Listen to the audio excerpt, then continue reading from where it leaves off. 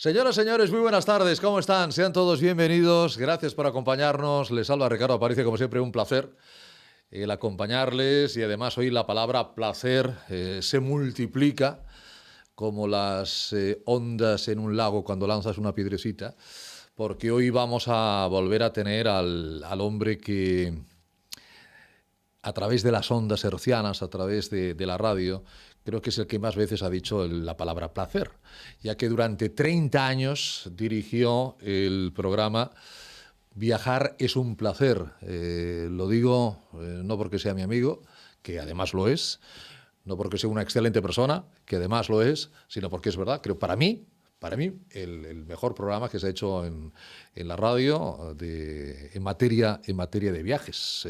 30 años, podrían haber sido más, pero bueno, se cansó.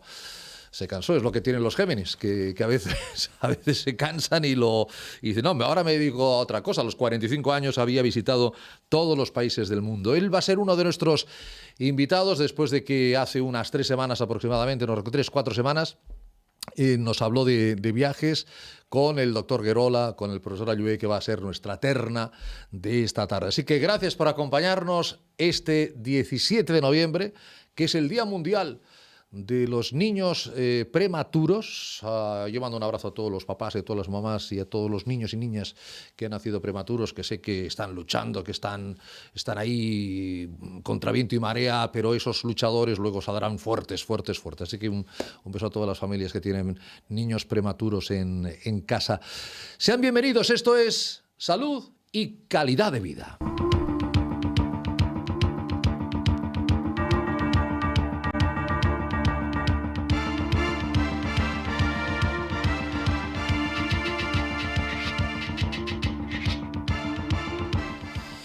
Doctor Guerola, Modest Guerola, buenas tardes. Buenas tardes.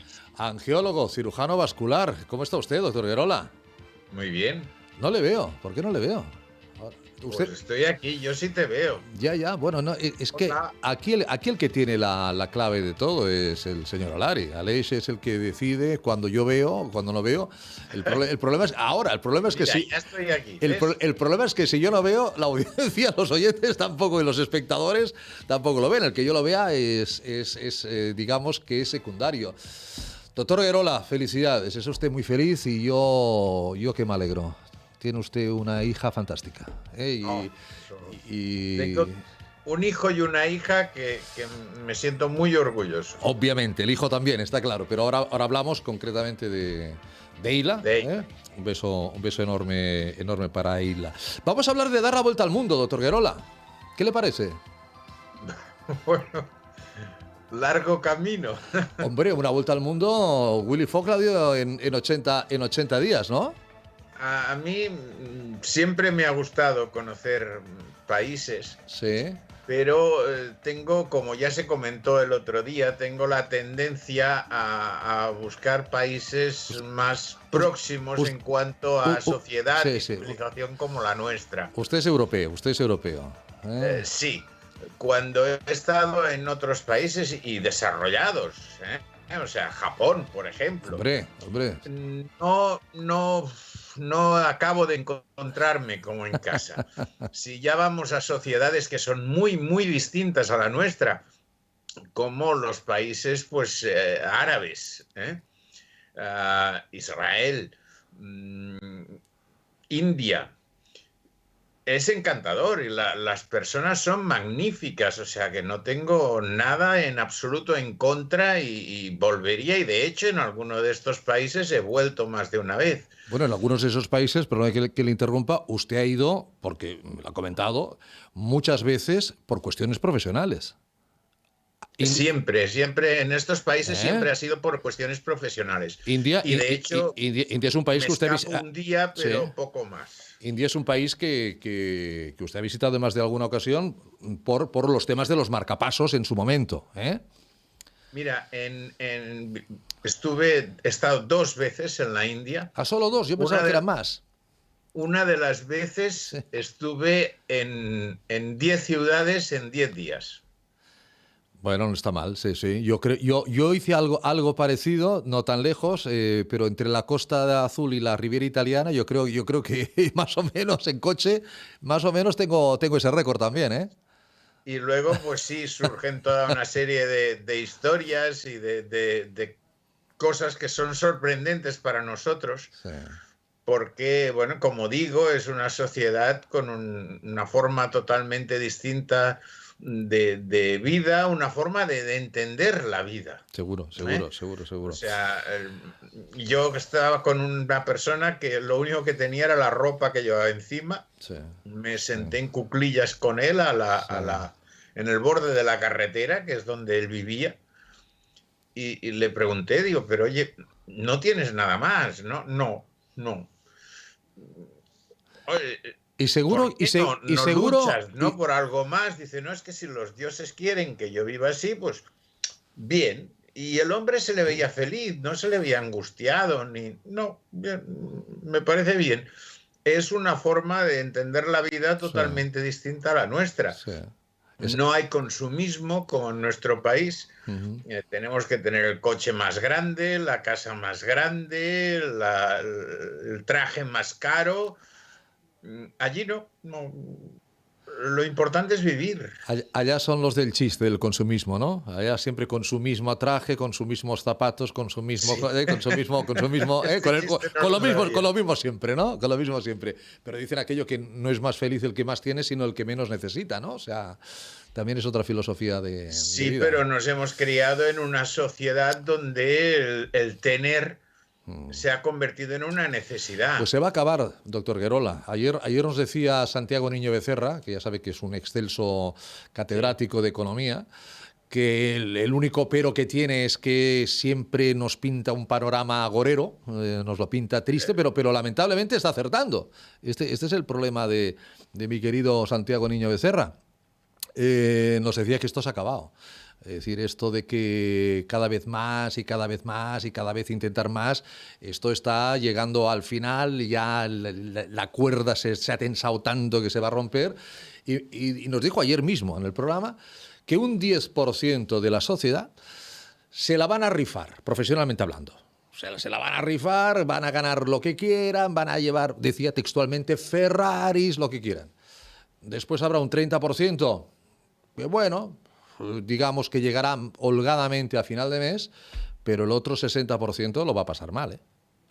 Y Ah, no a muy tardar. Dijo que estoy no a muy totalmente de tardar. acuerdo. Aquí lo único que se ha hecho no es que se ha quitado este consumismo o estas ganas de consumir, Uh -huh. lo que se les ha impedido consumir. Hemos creado que las clases sociales se distancien aún más de lo que estaban. Sí, claro, Tendremos dos claro, grupos claro. muy, muy dispares. Sí, sí, sí, sí, sí, sí. Bueno, ya sé. Un grupo de personas que vivirá holgadamente. Sí. Ya no me entro en ese 10% No. que vivirán como ricos, porque Exacto. Sí, bueno, serán los ricos, sí, sí. siempre habrán ricos y siempre habrán pobres, pero esa clase media que antes era la mayoritaria, que la gente disfrutaba de la vida, Eso ha esa clase desaparecido. media sí que va a verse muy mermada, muy mermada. Y eso puede traer problemas sociales, problemas graves en la sociedad. Sin duda alguna, sin duda alguna. Óigame, doctor Guerola, ¿a usted le llama la atención cuando estos días estamos oyendo decir que los médicos mejor preparados, las mejores jornadas que están saliendo, porque claro, lógicamente cada generación, por lógica, de salir mejor preparada que la anterior? ¿Tú crees? Debería, porque tiene más referentes, Mm. se ha avanzado más en la medicina, tiene más medios tecnológicos. Debería un médico del 2020 saber mucho más que el médico vamos, que usted cuando se licenció, doctor Guerola. En el aspecto tecnológico no te lo niego. Y referencias, más tiempo, más investigación, claro. Cuanto más años pasan, No, no, no. más recorrido, ¿no? Ah, Un oncólogo licenciado en el 2000 no tenía la misma expectativa de su trabajo que un oncólogo recién licenciado ahora en el 2020, por la ejemplo. parte tecnológica está clara. Hmm. Hemos evolucionado tremendamente en la tecnología Muy rápido, a además. nivel de cirugía, a nivel de Claro. investigación, Uh -huh. etcétera. Pero hemos dejado atrás y muy atrás todo lo que es la sociabilización, la empatía, Eso es así. el trato humano con ese paciente, el tocar esa parte Sí, sí, psicológica que tiene toda enfermedad. sí. Y eso lo estamos dejando aparte. Por eso están proliferando todos esos gurús y por eso el doctor Google cada vez tiene más potencia. Abro un paréntesis ahora que dice el aspecto psicológico. ¿Se acuerda que la semana pasada estuvo aquí Andrea Itzar de Sí, Insight, tal? Bueno, me ha dicho que están poniendo, y luego estuve hablando con Tomás, que es el presidente, que han tomado muy buena nota, y que van a ver cómo se las arreglan, cómo se las ingenian. Son jóvenes, son emprendedores, son gente con ganas y seguro que lo van a conseguir llegar a la población de edad también. ¿Eh? es muy, muy necesario. Abro y cierro paréntesis. ¿Eh? No, no. Y estoy seguro de que estas personas con esas ganas de hacer Sí, sí, cosas sí, sí. podrán llegar muy lejos.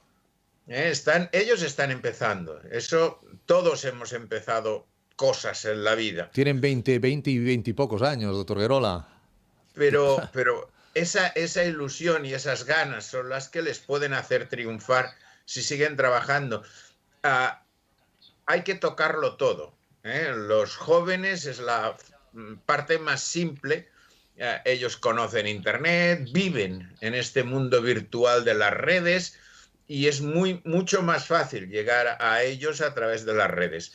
Pero también, a pesar de que tienen necesidades y muy grandes, a pesar de eso, los más necesitados son la población de tercera edad. Está claro, está claro. Esos son los más necesitados y los que tienen menos acceso a redes. Pero lo que le quería preguntar antes de este tema es si le sorprende que esas generaciones, que insisto, yo creo que están más preparadas, porque se las están rifando en Europa, se las están rifando, les están pagando el triple de lo que les pagarían, o el doble de lo que les pagarían en España, y cuando les preguntan, oiga, ¿y usted tiene la intención de, cuando todo esto pueda arreglarse un poquito, de volver a España, de volver a su ciudad? Vamos, ni hablar, estamos perdiendo cerebro, estamos perdiendo investigadores. ¿Usted entiende el porqué? ¿No le apena esto? Oh, claro que me apena, faltaría más. Los países mediterráneos, no solo el nuestro, pero los países mediterráneos son la fuente de las mejores mentes del mundo. Y eso lo ha demostrado la historia. ¿Crees? En vez de nosotros Sí. buscar ese potencial, buscar esa riqueza y ayudarla y hacernos ricos con esa riqueza, en vez de eso nos vamos a buscar protocolos, nos vamos a buscar dinero rápido con las obras, dinero rápido de muchas maneras, pero todo lo que es investigación, todo lo que es intención de hacer cosas, todo eso no nos interesa. No nos interesa. O sea, vamos a hacer una inversión que quizás, solo quizás, dentro de 5 o 6 años puede ser rentable. Sí. Incluso puede ser muy rentable. No interesa. Ahora estaba yo pensando, cuando dice lo del Mediterráneo, mentes pensantes, bueno, oiga, los egipcios, el Mediterráneo, la Grecia, los filósofos, la Grecia antigua, Mediterráneo. Incluso los emperadores y de la Roma, ¿no? de Italia, Mediterráneo, ¿no? Comparado con la civilización, digamos, anglosajona, sí, nuestra iniciativa es mucho mayor, somos más inquietos, queremos hacer cosas. Sí, claro. Sobre todo en Estados Unidos, todo funciona por protocolos, y es muy, muy, muy difícil, y yo he estado allí trabajando, es muy difícil salirse de esos protocolos. Lo sé. Entonces, claro, están como limitados. Salvo Trump. Desafortunadamente, cuando una empresa norteamericana tiene una buena idea y quiere probarla, pues se viene a la Comunidad Económica Europea, donde les facilitan enseguida el permiso para hacer las pruebas y la prueban en Europa. Porque en Estados Unidos... Bueno, vamos a hablar de vacunas en un instante. Vamos a hablar de vacunas. Sí, hombre, sí. Y estoy seguro que tiene ganas de hablar de vacunas. Hemos hablado usted y yo de lo que íbamos a hablar hoy, pero yo estoy seguro que tiene ganas de hablar de vacunas. Pero vamos a dar... Sí, dígame. Estuve muy ilusionado con lo que nos dijo el profesor Ayué, de las vacunas naturales. De las plantas. Hablaremos ahora. Eso sí Sí. que me interesa mucho. ¿Le parece que nos vayamos al siglo XVI, doctor Guerola? Ah, eso es 500 absurdo. años El siglo atrás. XVI ya ha pasado. Bueno, no. Lo que yo considero es No. que de la historia de la humanidad, tenemos que extraer lo positivo, porque han habido cosas positivas en todos los siglos. Don Modesto, va a entender por qué, Diga. va a entender por qué se lo digo, hombre de Dios, A va a ver, entender. dímelo.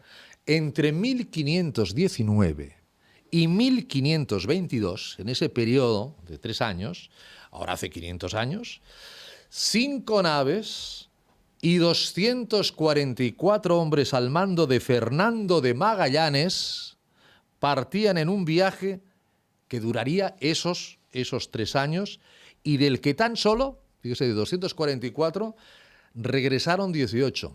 Imagínese las condiciones. Bajo todo ello las órdenes de Juan Sebastián Elcano. Fue la primera vuelta al mundo, doctor Guerola, de la historia y una prueba evidente de que la Tierra era redonda, efectivamente. Uy, perdona, ¿verdad? Ahora ya se está poniendo en duda otra vez. No me diga que se está poniendo en duda otra vez. Sí, bueno, ¿quién la han salido hasta en la televisión los que dicen que la Tierra es plana? Pero ¿quién dice eso? ¿Quién dice eso en el siglo XXI, por el amor de Dios? Hay un movimiento yo digo, lunáticos, ¿no? Que están postulando la posibilidad de que, bueno, no la posibilidad, no, según ellos, la realidad de que la Tierra es plana y de que hay unos bordes, incluso planteaban el coger un barco y hacer un viaje para buscar ese límite de la Tierra que según ellos pues viene a ser como un muro, no lo sé. Román Hereter, como les decía antes, durante 30 años el director de Viajar es un placer. A los 45 años ya había visitado todos los países del mundo, es viajero, es periodista, es fotógrafo.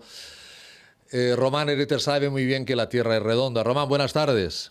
Hola, buenas tardes, Ricardo, ¿cómo estamos? Encantado de saludarte, Román. ¿Hay alguna duda de que la Tierra sea redonda? Pido disculpas de entrada porque no sé qué pasa, pero estoy hablando por un teléfono, está llegando el sonido gracias a tus técnicos por teléfono, porque resulta que el ordenador no sé si no acabo de saber por dónde va el volumen, lo que sería una cosa muy grave en mi caso, ¿no? Pero la Tierra efectivamente es redonda, Ricardo. La Tierra es redonda. Oye... Eres de los míos, Ramón.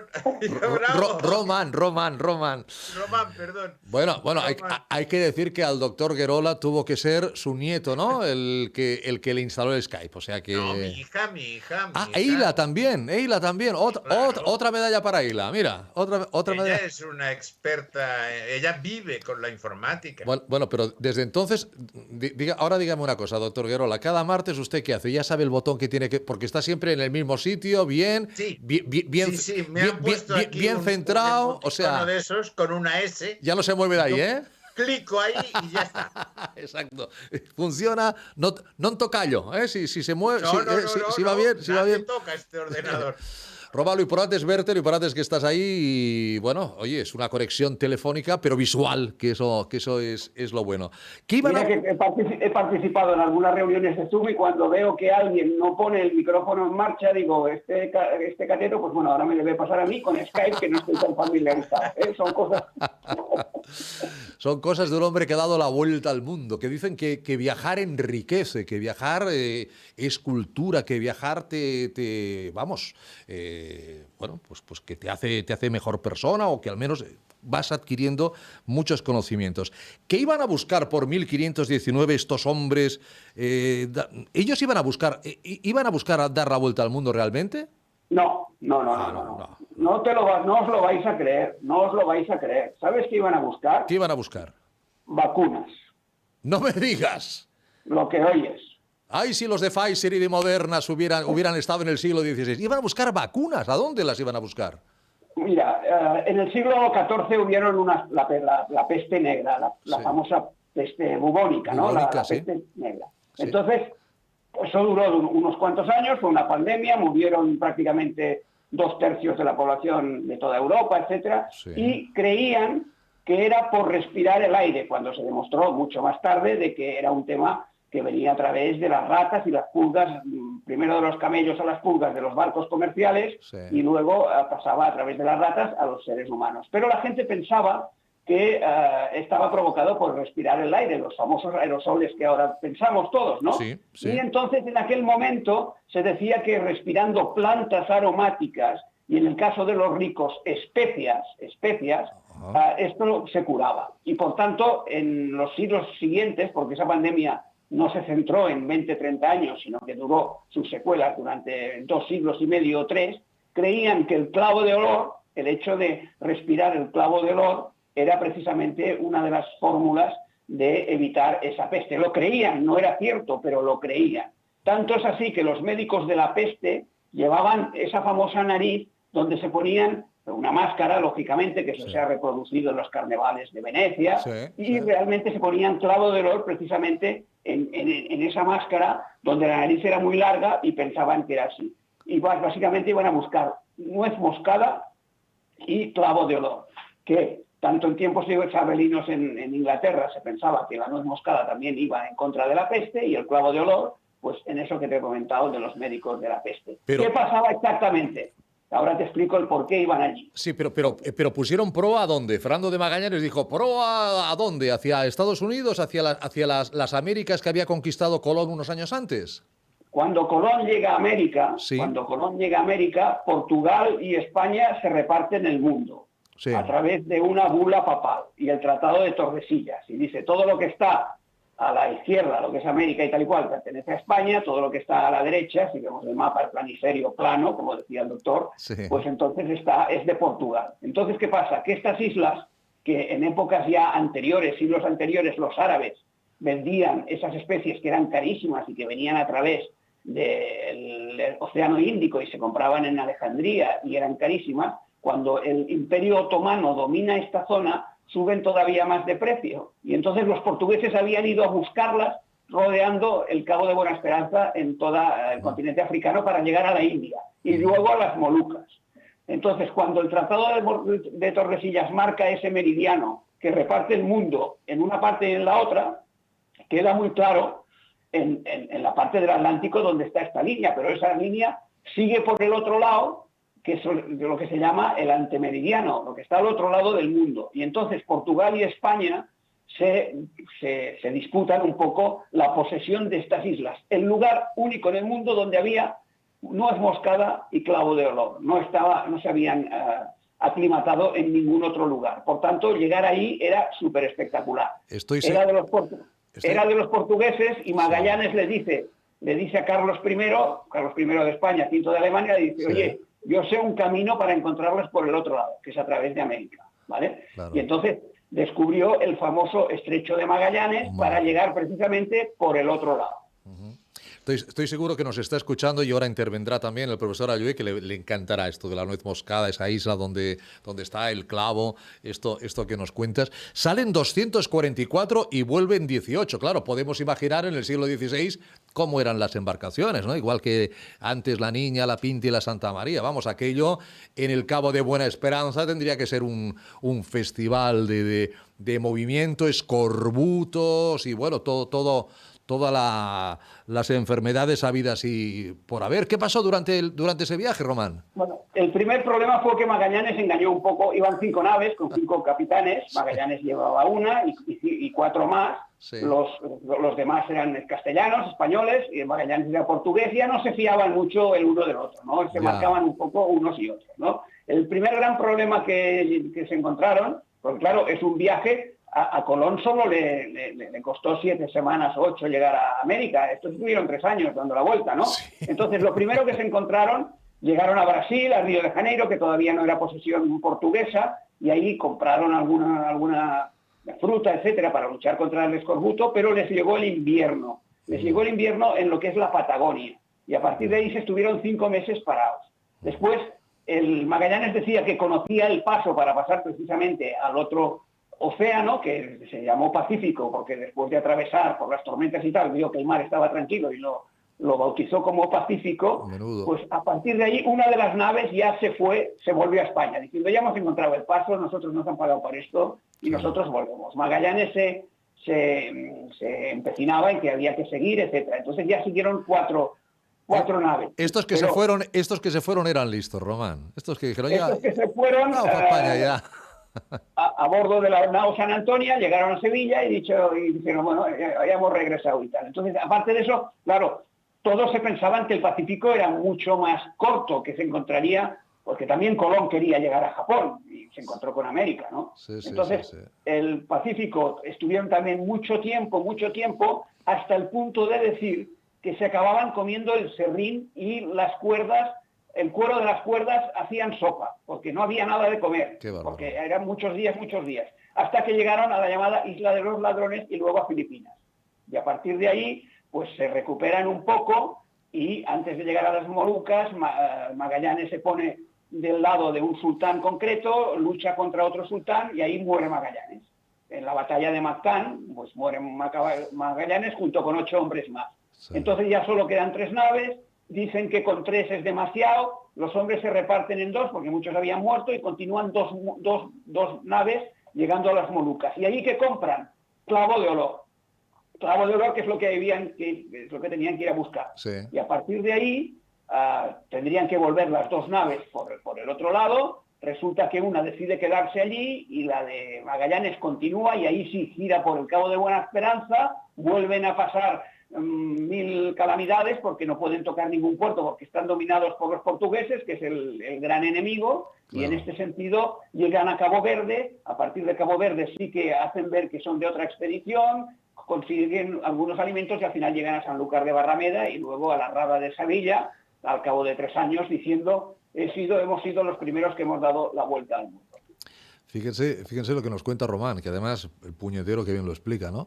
El mundo nos lo repartíamos la península ibérica, Portugal y España, imagínense, y eso hace solo 500 años. El doctor Guerola ya estaba estudiando medicina en aquel entonces, o sea, hace solo 500 años. Fíjense cómo ha cambiado el mundo, Facundo, como diría aquel, ¿no? Y las diferencias entre este viaje y el famoso... la vuelta al mundo en 80 días de don Julio Verne, ese maestro de la ciencia ficción, cuidado, ciencia ficción avanzado. Un visionario, efectivamente, un visionario. ¿Qué diferencias ves entre ese viaje real más que Magallanes, habría que llamarle Magalhães, ¿no? Porque era portugués, ¿no? Y Elcano, con lo que luego escribió Julio Verne?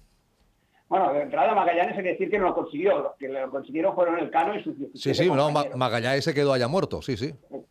Exacto, ¿no? Entonces el Carlos le dijo, el primero que me diste la vuelta y tal y cual, etcétera. La gran diferencia, primero, es que una es en 3 años y la otra en 80 días. Esa es la más evidente.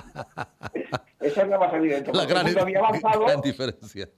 Y habían transporte y tal y cual. La segunda es que es una apuesta en un club. Sí, señor. Phileas Fogg dice, os voy a demostrar que con todo esto, pues lo voy a conseguir, ¿no? Sí. Y evidentemente que hay otros medios de transporte, básicamente todavía no el avión, eso es muy importante, no todavía el avión, pero hay otros medios de transporte y dice que lo consigue en 80 días. En tren, en globo y en barco fueron.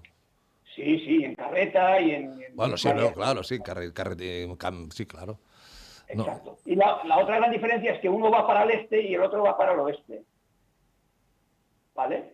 Uno va hacia Oriente, es decir, va Londres, París, luego se va por Egipto, Canal de Suez, la India, etcétera, y en cambio Magallanes fue por América. Eso es Julio Verne, sí. Y el Cano volvió por el otro. O sea, van en direcciones distintas. ¿Qué significa eso? Que cambia absolutamente el calendario, porque si se hace una vuelta al mundo hacia el este, se gana un día de viaje. Es decir, si tú tienes 30 días en el calendario, haces 31 de viaje. Y en cambio, si lo haces al revés, vas ganando unas cuantas horas cada día, pero al final pierdes un día entero. Eso permite que ganara la apuesta, porque él Phileas Fogg creía que llegaba el domingo y era todavía sábado, con lo cual llega justo en el último minuto, y en cambio los otros, pues perdieron un día de viaje. Estas son las diferencias entre uno y otro, entre otras cosas. ¿Cuántas vueltas al mundo has dado tú, Román? 3. 3 vueltas al mundo, ¿eh?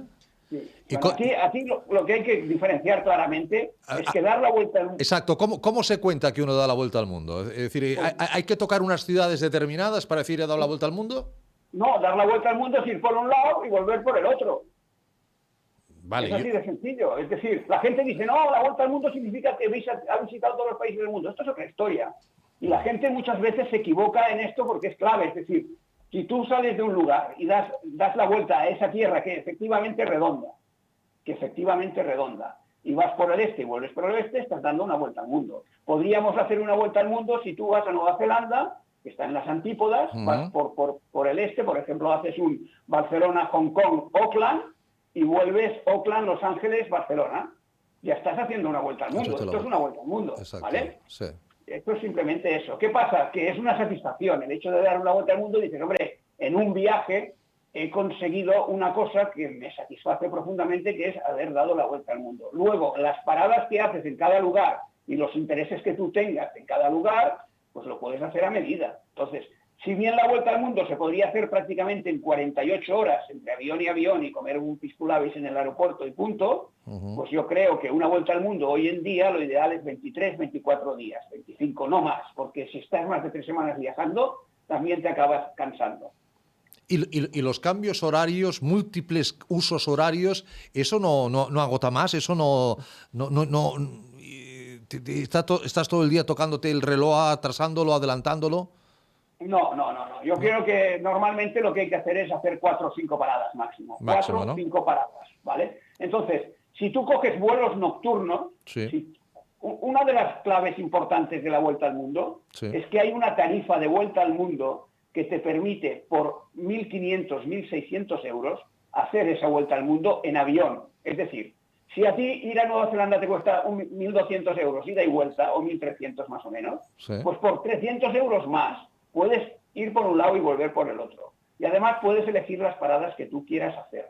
Con lo cual, si tú vas a Nueva Zelanda, que es el lugar más lejano que tenemos hoy en día en Barcelona, nuestros antípodas, Nueva Zelanda, por un lado, y volvemos por el otro, no solo nos estamos ahorrando dinero, sino que además estamos ahorrando horas de avión, porque si vas por un lado y vuelves por el mismo, pues no estás haciendo la vuelta al mundo, pero estás cansándote igual. Y aquí ya no es solo hablando de dinero, es hablando también de horas de avión. Entonces, pero cuando dices que dar la vuelta al mundo vale 1.000 y tantos euros, ¿eso es porque puedes ir a una compañía aérea y dices yo quiero dar la vuelta al mundo con su compañía?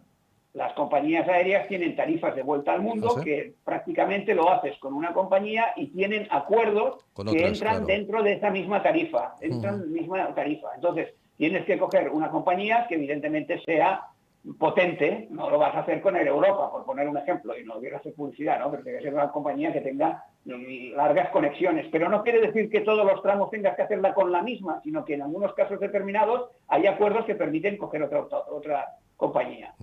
Ahora mismo no creo que haya ninguna compañía aérea potente, ¿eh? Ahora no, pero ahora que estamos semi-confinados es el momento de soñar y de hablar de viajes un poco espectaculares. Y en este caso he creído oportuno que era un buen momento para hablar de la vuelta al mundo. Yo recomiendo concretamente que la gente que no ha estado en Nueva Zelanda, que son muchos. Yo no he estado en Nueva Zelanda. ¿El doctor Guerola ha estado en Nueva Zelanda? No. Tampoco ha estado en Nueva Zelanda. No sé si el profesor Allué... Le llamamos ya al profesor Allué cuando quieras, Aleix. Yo creo que tampoco habrá estado en Nueva Zelanda, ¿no? Yo recomiendo que la gente que no ha estado en Nueva Zelanda y que no ha estado en la Polinesia Francesa, que es un lugar espectacular, Tahití, Bora Bora, Morea, estas islas maravillosas que están súper lejos. Tampoco hemos estado. Vale, pues estos son los dos objetivos fundamentales de las personas que digan, quiero ver estos dos lugares, pues únelos en un mismo viaje. Y además haz una vuelta al mundo que te permite no solo parar en Los Ángeles y hacer una ruta pequeña por California, sino hacer lo propio en Hong Kong. Con lo cual, si hacemos Barcelona-Hong Kong, Hong Kong-Auckland, Auckland-Papete, Papete-Morea, Bora Bora, California-San Francisco y volvemos a Barcelona, hemos hecho una vuelta al mundo en 23, 24 días. Eso sí, hay que saber exactamente a qué lugares ir y aprovechar el tiempo y tal. Si además aprovechamos vuelos nocturnos, nos ahorraremos noches de hotel, ¿vale? Y dormimos en el avión. Y a partir de ahí te cuesta mucho más barato que si hubieses hacer voy a un viaje a Nueva Zelanda, vuelvo. Hago otro a Polinesia, vuelvo. Voy otro a Los Ángeles para ver California, vuelvo. Y me voy a Hong Kong y vuelvo. Estamos ahorrando muchísimo dinero. y es mucho más barato de lo que la mayor parte de la gente creéis. Por eso vale la pena hacer vueltas al mundo en este sentido. Modesto, Todo de acuerdo menos lo de dormir en el avión, ¿eh? no, yo iba a decir, hombre, que nadie se piense que esto tendría que ser un viaje de mochila, ¿no? Ni mucho menos, porque yo le iba a preguntar a doctor Guerola, ¿usted se apuntaría a una vuelta al mundo así? No, No se apuntaría. no. A Usted, mí me gusta más a Niza, buscar un sitio. Niza y Estocolmo.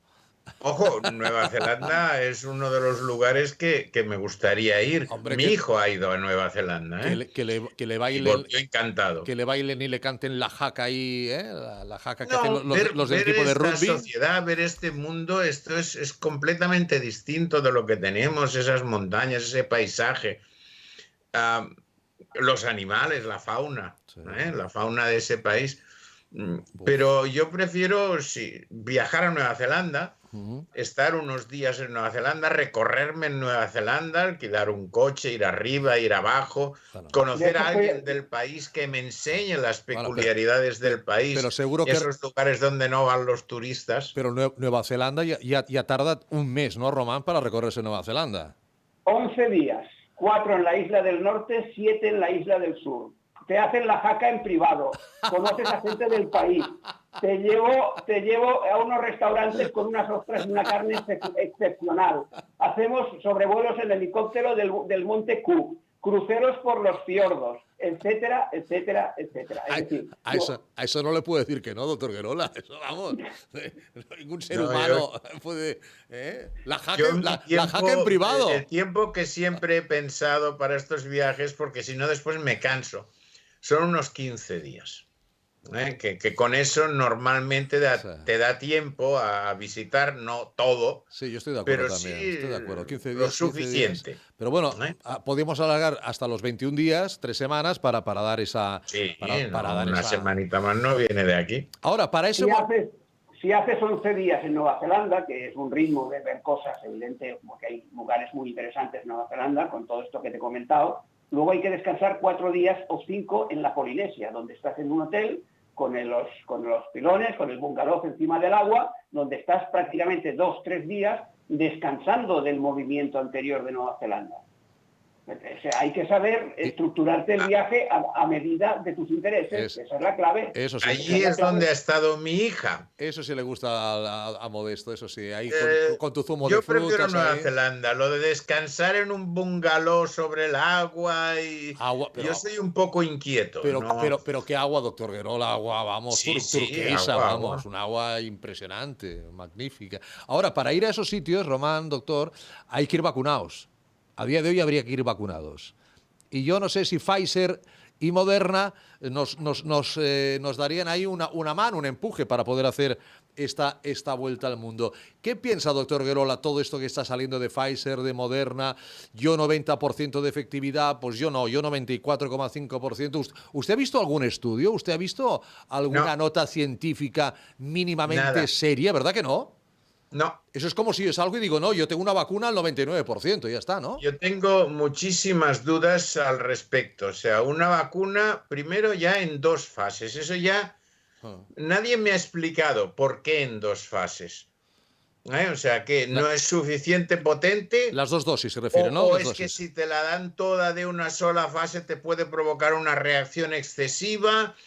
Nadie me lo ha explicado. Segundo punto, lo que ya comentamos el otro día, esas temperaturas tan bajas, ¿quién me garantiza a mí que esa cadena de frío no se rompe? Sí. Bueno, al menos aquí Ha de salir de la fábrica y llegar a quien te la haya de administrar. Fíjese, aquí Tercera, Moderna, perdón. La efectividad aún se está postulando si es efectiva.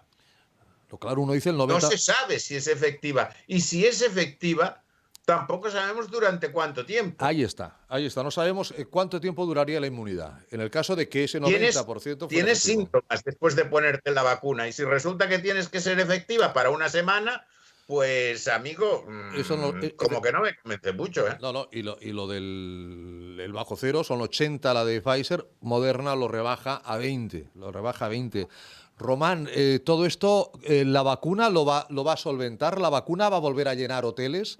¿La vacuna va a volver a llenar aviones? ¿La vacuna va a volver a que la gente que le encanta y que le gusta, que le apetece, como tú, que dijiste, por un año que sin viajar no pasa nada, pero es que el año... Pero es que va a ser más de un año. Claro, es que el año se va a cumplir en marzo ya, en 4 meses. ¿La vacuna es el gran pasaporte para volver a viajar? Todos esperamos la vacuna. Hay un porcentaje importante de gente que no se fía de la vacuna, por lo que decía el doctor, sí. Y de alguna manera lo que ha salido es evidentemente una muestra de una nota de prensa, no un estudio científico todavía publicado, que es lo que todo el mundo espera, sí. Y además es una muestra muy pequeña de los 300 o los 30.000 que se tenían que hacer. No es un avance, de todo esto. ¿Qué ha pasado? Bueno, ha subido la bolsa porque también necesitaban un poco de vidilla. De vidilla y de luz en el final del túnel, etcétera. Pero yo creo que ahora el gran problema, sobre todo con lo que nos afecta a las personas que nos gusta realmente viajar, es quiénes y cuándo vamos a tener el acceso a estas vacunas.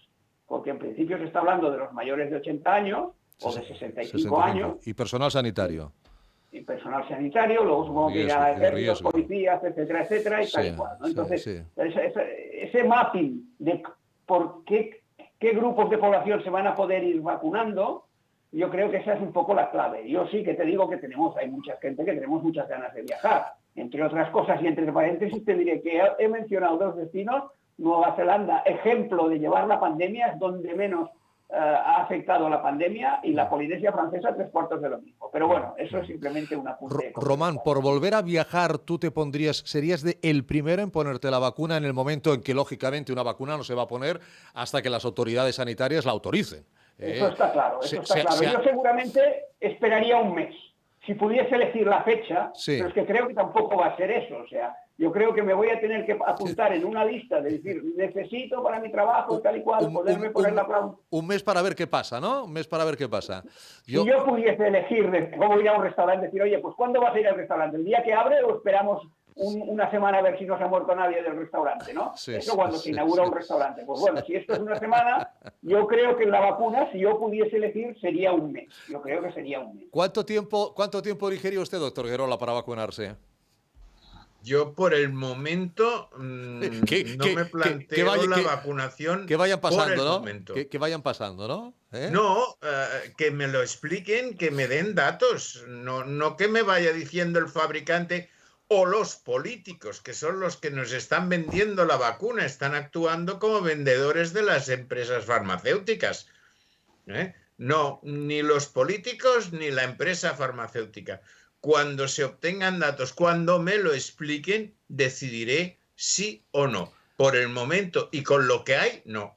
A ver, es que, cuidado, es que la gente tampoco se crea que cuando ya se habla de vacunas, mañana van a estar las vacunas aquí. Ya se está diciendo que para la primavera, España tiene compradas 20 millones de dosis de la de Pfizer. 20 millones de dosis. Como bien dice el doctor Guerola, a 2 dosis, de momento, 10 millones de personas, un 25%, algo menos, de la población española. Principios de primavera. Eso significa que, vamos, para la inmunidad de rebaño, un 60% mínimo de vacunación, nos vamos a un año vista, ni verano, ni verano. Estoy absolutamente convencido. Profesor Ayué, muy buenas tardes. Muy buenas tardes y disculpa. Nada, no, yo tenía, digo, ay, que no va a entrar hoy el profesor, no va a entrar el profesor. He salido a pasear y me he encontrado con una niña de 4 meses. Hombre. A ver, entre una niña de 4 meses y el programa, la niña de 4 meses está absolutamente claro. Faltaría más. No, pero estábamos hablando de las vacunas, profesor. Estamos aquí Oigo. elucubrando. ¿Usted se vacunaría inmediatamente? No. No, ¿eh? Directamente no. ¿Esperaría el mes que espera Román o es más de la idea de Modest de decir que vayan pasando? Vamos a seguir lo que se establecen los protocolos, en los cuales primero empezaremos por los grupos de riesgo, sanitarios básicamente, sí, y personas realmente de riesgo, ¿vale? Sí. Y por tanto, habrá más vacunas de las que has dicho tú, porque no solo habrá la vacuna de Moderna. Pfizer, sino también habrá la de Moderna. Y la de AstraZeneca vendrá también. Y también habrá AstraZeneca. Y Johnson tanto, Johnson. O sea, exacto, tendremos más posibilidades de vacunar, pero evidentemente también el sistema tiene una capacidad X de vacunar, que es decir, que tenemos que ir haciendo por partes y por tanto primero dejaremos que los grupos de riesgo y quien le haga más falta, pues que se vayan vacunando y desde luego la inmunidad de rebaño ni soñarlo. Esto no, ni soñar. A ver, cuidado. Hoy es el día de más fallecidos en España de la segunda ola, 435. Cuidado que el tema no es baladí, ¿eh? Sí, pero a ver, las estadísticas y las curvas nunca se construyen considerando puntos diarios, ¿vale? No, va a morir mucha gente de aquí a final de año y eso no va y la curva se va a ir aplanando, seguro. Quiere decir, por tanto, tengamos una visión más positivista en el sentido de que un día se desmara el número, seguro, pero es que lo que nosotros dibujamos en una recta, cuando tú lo miras más de cerca es... Efectivamente, sí. ¿Vale? Por tanto, que no quiere decir nada, que simplemente que tampoco que nadie se piense que porque la curva se empieza a aplanar estamos yendo bien. Tampoco nos pongamos en este sistema, ¿vale? Pero una vez más, y como ya he dicho más de una vez, la vacuna no es la solución, es una solución, ¿vale? Sí, y de momento la solución de las vacunas pues está demasiado precipitada, seamos realistas. Es una solución, pero no es la única solución, está claro, y sin vacuna no hay solución. A mí me da la sensación de que es un poco como la desescalada que hicimos, rápida. Hay que tener vacunas porque venga, hay que vacunarse. Bueno, no, hay que esperar, o sea, ya sé que la economía está fastidiada. Yo no sé qué la medida del lunes, yo he hablado con tres amigos míos que tienen bares y restaurantes, y dice, abrir hasta las 5 de la tarde en Cataluña. Hasta las 5 de la tarde. No vamos. O sí, hombre, podemos conseguir las comidas del mediodía. Parece que hay que abrir porque hay que abrir. Y me decía, no, este año Navidad en casa, fin de año en casa, Reyes en casa, no pasa nada, ya lo celebraremos en cualquier otro momento. Hay prisas, la bolsa recibe a estas vacunas de manera fantástica, el CEO de Pfizer se vende no sé cuántas acciones y al menos estaba programado y era público. Ya, bueno, sí, pero que se puede hacer un viaje al mundo importante. Y perdona, Ricardo, yo eso de que sin vacuna no hay solución, aquí se está partiendo de una premisa que a mí nadie me la ha demostrado. Doctor Guerola, sin vacuna o vamos directo a que el virus nos haga la inmunidad directamente o no. No, yo no veo solución. ¿Y no hay otras alternativas? Yo no veo otra. No, pero es que yo creo que cabría la posibilidad de que investigadores farmacéuticos, personas que estudien no solo la vacuna, sino también una opción terapéutica, para reforzarnos, algo para luchar. Eso sí. Estamos como siempre en ciencia. Eso de que o todo o nada no existe. Por tanto, vamos a ir buscando todas las soluciones posibles. Que en este momento, por diferentes intereses y situaciones, lo que más se desarrolla es la vacuna. Bueno, esa es una parte de la solución, pero esto no tiene que cegarnos y dejar de trabajar por la parte más importante, que es el tratamiento, ¿vale? Dejando aparte todas las medidas higiénicas, que esto es fundamental. Pero el tratamiento es más importante. A ver, las gripes tienen un tratamiento sintomático, pero ese tratamiento sintomático reduce muchísimo las posibles complicaciones, ¿vale? Pues aquí va a tener que ser lo mismo. Habrá una vacunación para los grupos de riesgo, ¿vale? Y habrá un tratamiento para quien lo coge no sea un grupo de riesgo, de manera que no lleguemos a la fase 3, que es la que mata a la gente para ser los amigos, ¿no? Entonces, situémonos. Y yo, como has dicho, la única solución, estoy de acuerdo con el doctor Guerola, no es verdad, no es la única solución. ¿Qué es una solución? Por supuesto, pero no es la única. Y lo que no podemos dejarnos es, la más rápida, digamos, convencer de que solo la vacuna es la solución, porque en este momento, con el debido respeto, han empezado la carrera comercial, las farmacéuticas, y da un poco de pena. Yo es que esta mañana ha venido alguien al colegio, está todo el día en el colegio de farmacéuticos, que estamos muy trabajando. Yo no participo en la comisión, pero estamos con el tema de los test, evidentemente, ¿no? Quiero preguntarle por los test de antígenos. Quiero preguntarle. Eso es una solución, ¿vale? Eso es una solución. Pero, es una solución. ¿Pero los test de antígenos en las farmacias? Sí, claro. Los médicos dicen que no, ¿eh? Bueno, yo me parece que los médicos decían que no a no sé cuántas cosas hace años. Perdona, Ricardo, no metas a todos en el mismo saco. No, está claro, pero hay muchos el médicos... Colegio de Médicos dirá que no, el Ministerio de Sanidad dirá que no, pero no los médicos. Pero dicen una cosa, a ver, para el test antígeno, corríjame si me equivoco, que seguramente me equivoco, es para las personas que tienen síntomas, sintomatología, si no es un PCR. El test antígeno es para personas con sintomatología. Y entonces, eso no es correcto. Y entonces lo que dice la gente es cómo va a entrar una persona con sintomatología a una farmacia. A ver, precisamente, y eso sí que puedo decirlo. Y tienen que tener el camino COVID y el camino no COVID. Claro, lo que estamos trabajando, que es lo que se está trabajando, es cómo hacer la circulación correcta para evitar el contagio cruzado por personas que no tengan. Pero eso no tiene nada que ver. El test de antígenos lo que te da es la presencia de virus en tu cuerpo, ¿vale? Que puede ser sintomático, puede ser no sintomático. Pero lo que sí es verdad es que si eres un asintomático, como llamamos a quien no muestra síntomas, ¿vale? Y tienes un antígeno positivo, sabes claramente que no puedes mezclarte con los demás, ¿vale? Y ese es el mecanismo que va a dar muchas soluciones, porque vas a ir a entrar a un restaurante y te van a hacer un test de antígenos, o el de anticuerpos si mejora, ya veremos en su momento. Entonces, de esta manera sabrás, quedas positivo, no podrás entrar, tengas o no tengas síntomas, ¿vale? Otra cosa es que para hacer las pruebas, evidentemente, utilices un circuito para sintomáticos y otro, pero para no sintomáticos. Y he dicho no sintomáticos. Dentro de los no sintomáticos están los asintomáticos, o sea, la gente que en principio está sana. Que puede ser que entre como no sintomático y salga como asintomático. ¿Me he explicado bien? 4,5 € le cuesta al Estado un test antígeno contra los 30 y pico del PCR.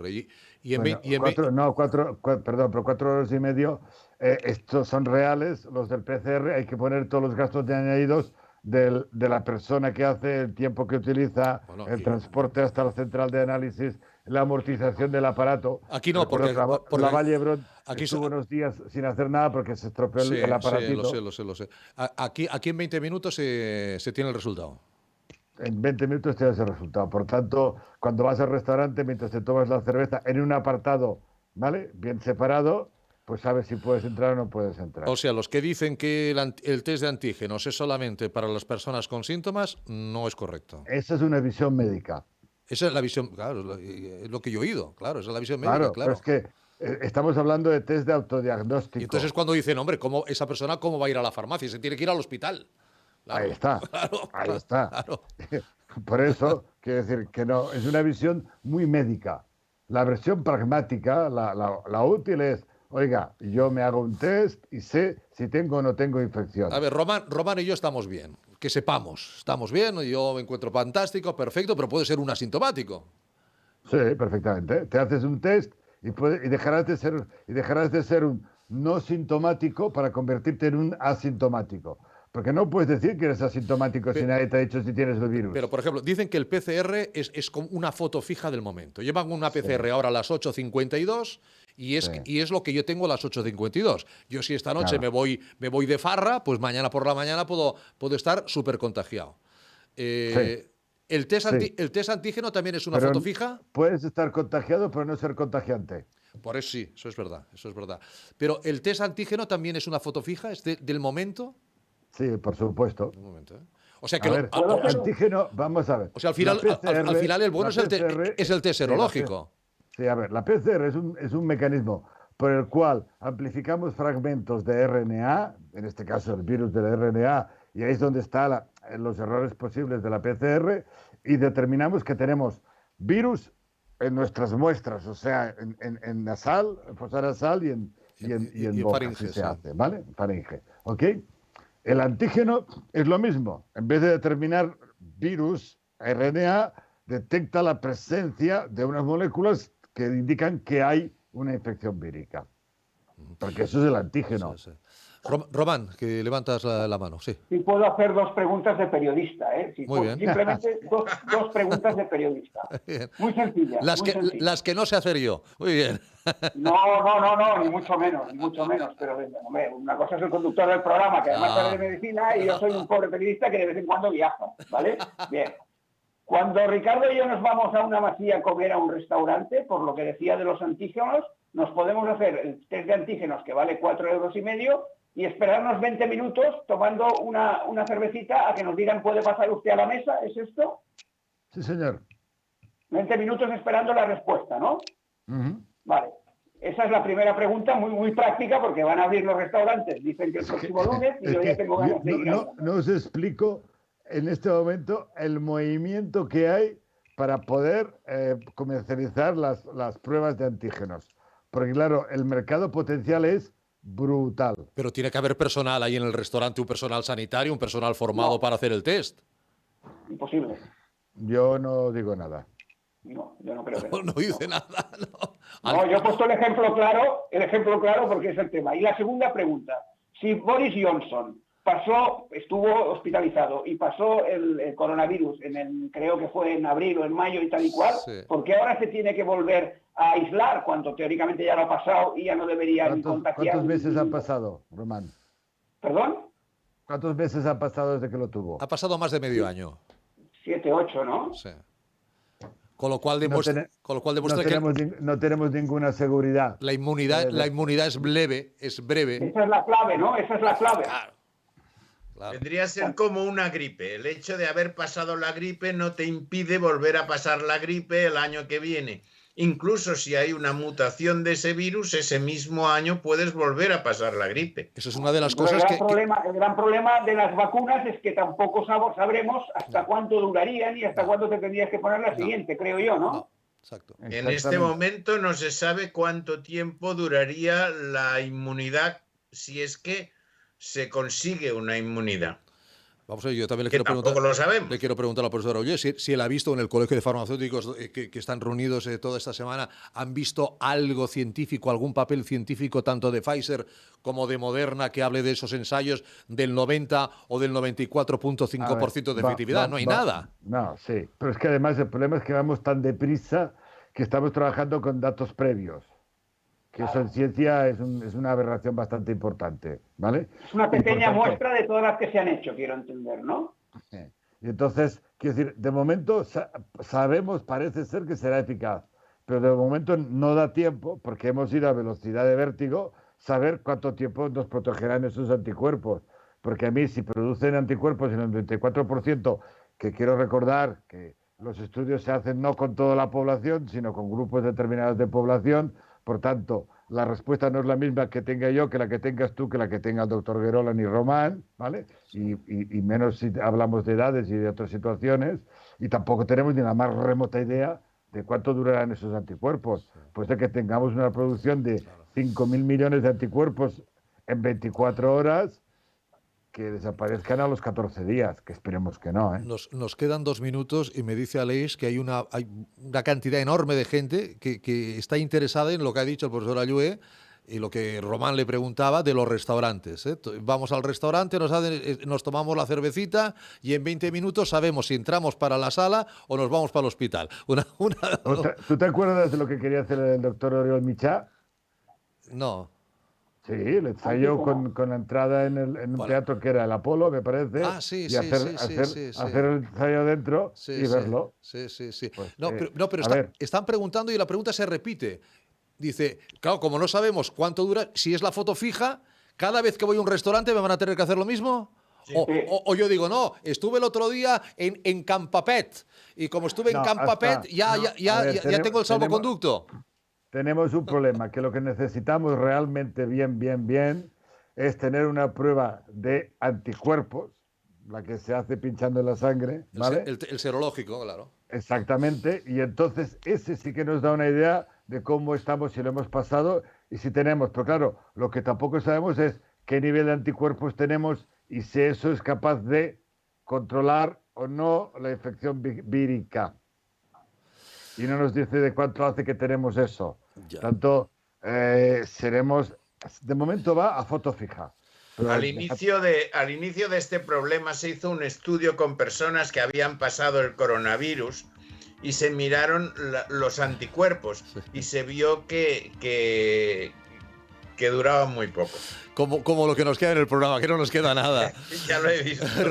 Cuando hay la musiquita ya, adiós, Román, gracias, nos vemos, doctor Guerola, gracias, profesor Ayué, gracias.